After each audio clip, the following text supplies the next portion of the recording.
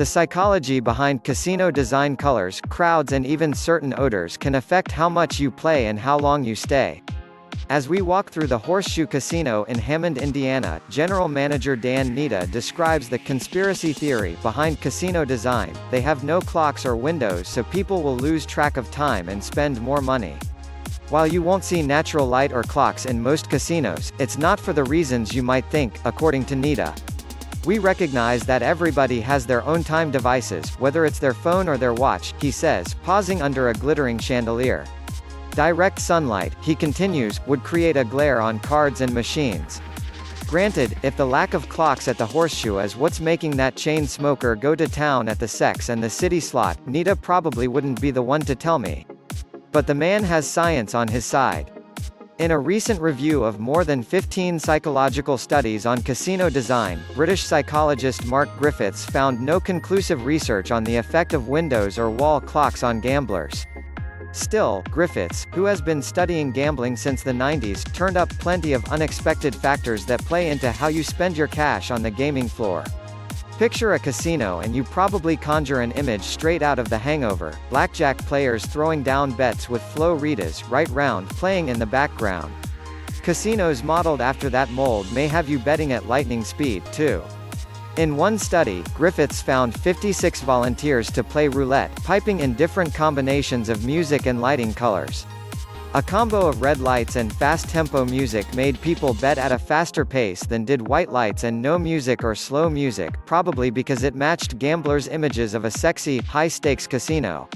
Crowds matter too.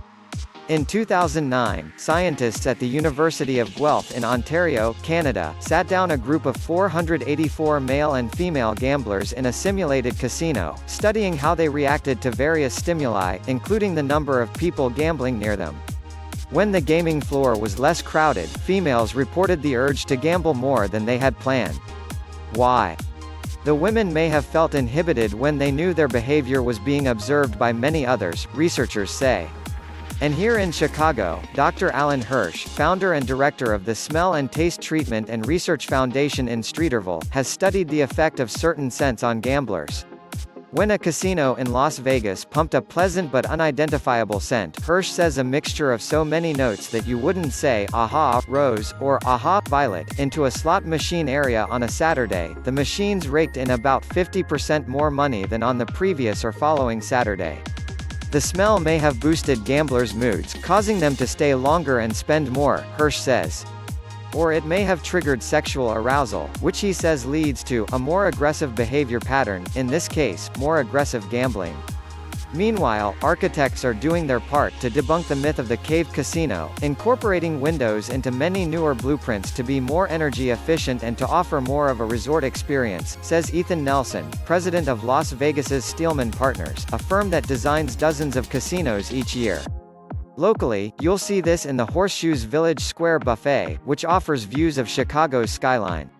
And, on the main floor of Des Plaines' new Rivers Casino, you'll find clerestories, high windows that diffuse sunlight to prevent glare, says architect Charles Porter of Development Management Associates, the firm that designed Rivers.